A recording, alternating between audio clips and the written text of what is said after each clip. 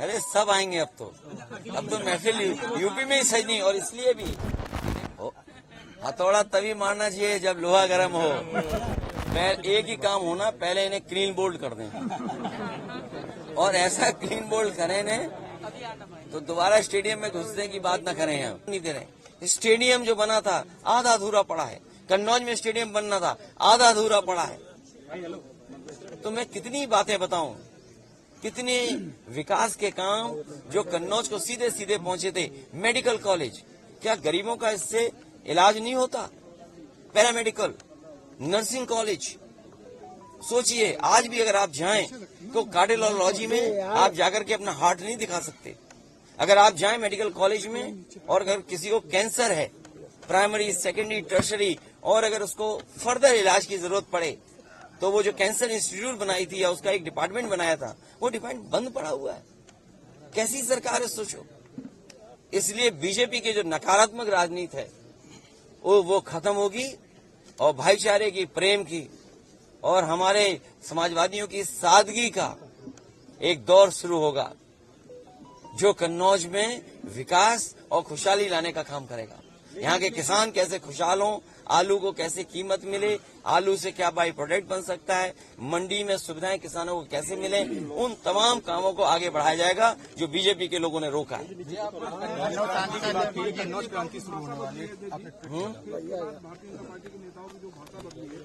ये रुझान आ रहे हैं, ये जो रुझान आए हैं, ये रुझान है, ये रुझान आ गए हैं।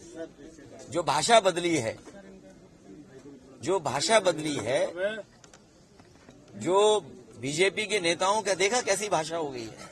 इसीलिए मैं कह रहा हूं, हमारा साथी कह रहा है कि कश्मीर, वो कन्नौज की क्रांति, वो हमारी खुशबू की जो क्रांति है, खुशबू की क्रांति कन्नौज की क्रांति है। खुशबू फैले, सुगंध फैले, एक दूसरे से मोहब्बत बढ़े, प्यार बढ़े, एक दूसरे का कारोबार बढ़े, ये कन्नौज क्रांति है। भाजपा सांसद पाठक का बयान आया है, भारत और पाकिस्तान का मैच होगा आप चुनाव में आए तब।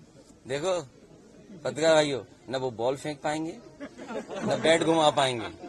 अगर पहली बॉल पे छक्का न मारा तो हम समाजवादी लोग नहीं हैं, और 6 की 6 बॉलों पे छक्का मारेंगे। आप तो आ गए हैं कन्नौज में, आपके दोस्त भी अमेठी से आने वाले हैं। अरे सब आएंगे अब तो महफिल यूपी में ही सही नहीं। और इसलिए भी कि देखो ना बीजेपी वालों की भाषा क्या है। ये भाषा इसलिए है क्योंकि इन्होंने अपने कारोबारियों की मदद की। जब से इलेक्टोरल बॉन्ड की बात आई है, बीजेपी का बैंड बज गया। इलेक्टोरल बॉन्ड आने के बाद क्या इनका बैंड नहीं बज गया? इन्होंने अपने कारोबारियों की मदद की और उसी की वजह से ज्यादा मुनाफा कमाने दे रहे हैं। जो लोग ज्यादा मुनाफा कमाएंगे, जो कारोबारियों से चंदा वसूलेंगे, वो चंदा नहीं है, वो वसूली है। क्या उससे महंगाई नहीं बढ़ेगी? जो लोगों से इन्होंने चंदा वसूला के नाम पर वसूली की है, क्या उससे महंगाई नहीं है? और बेरोजगारी का जवाब क्या है?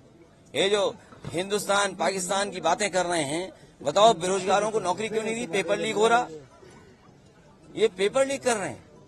और फिर मैं अपने पत्रकार साथियों से कहूंगा, सुनने में आया है हमारे सीमा का लद्दाख, लेह लद्दाख के इलाके का एक सांसद भारतीय जनता पार्टी का, वो भारतीय जनता पार्टी छोड़ के जा रहा है। सोचिए आप, वहां आंदोलन कितने दिनों से चल रहा है। एक व्यक्ति और पूरे वहां के लोग 21 दिन वहां पर आंदोलन किए, भूखे प्यासे बैठे रहे, 21 दिन की भूख हड़ताल की। और रिजांगला जो हमारी पहचान थी हमारे फौजियों की, वो बताओ रिजांगला छीन ली। क्या देश को कमजोर बना रहे हैं? इनके धोखे में ना आए। ये टैक्स के नाम पर लोगों से पैसा वसूल रहे हैं, और वही लोग जो जीएसटी देने वाले थे उनको जीएसटी चोरी करना सिखाया, और उन्हीं से बीजेपी के लोगों ने चंदा लिया और वसूला। अभी जो योजनाएं आपने अभी गिनाई है, जो भाजपा सरकार में बंद पड़ी हैं, क्या अपने कार्यकाल क्या में चीज समय में ये तैयार कर लेंगे?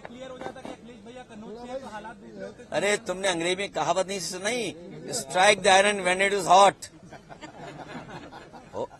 हथौड़ा तभी मारना चाहिए जब लोहा गर्म हो। ये जो आपने अभी ठीक टाइम में मारा कि नहीं मारा थोड़ा बताइए समाजवादियों ने?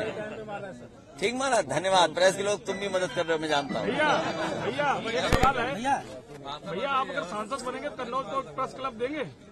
प्रेस क्लब नहीं, जिस तरीके से सड़क दुनिया के बराबर दी है, आपके सड़क के किनारे आपने वे साइड एम्यूनिटी देखी होगी, पूरा देश घुमाओ, कहीं इससे अच्छा हो तो बता दो आप। नहीं भैया, तो कन्नौज इसलिए प्रेस के लोगों को भी प्रेस क्लब पूरे उत्तर प्रदेश और देश से बेहतर देंगे। सरकार बनाओ समाजवादियों की। भैया कुछ और क्या काम होने वाले हैं जो कन्नौज की जनता के लिए होंगे? एक ही काम होना, पहले इन्हें क्लीन बोल्ड कर दें, और ऐसा क्लीन बोल्ड करें ने तो दोबारा स्टेडियम में घुसने की बात न करें हम, जिन्होंने स्टेडियम न बनाए हों।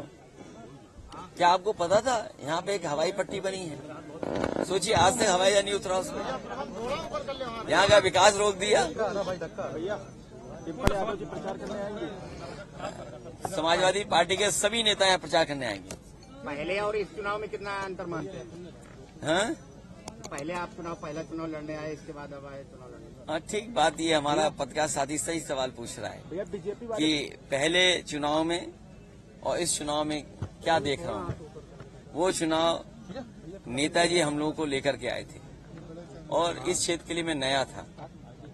यहाँ की जनता ने अपने वोट के माध्यम से न जाने कितना प्यार और सम्मान बढ़ाया समाजवादियों का उस समय, उन परिस्थितियों में।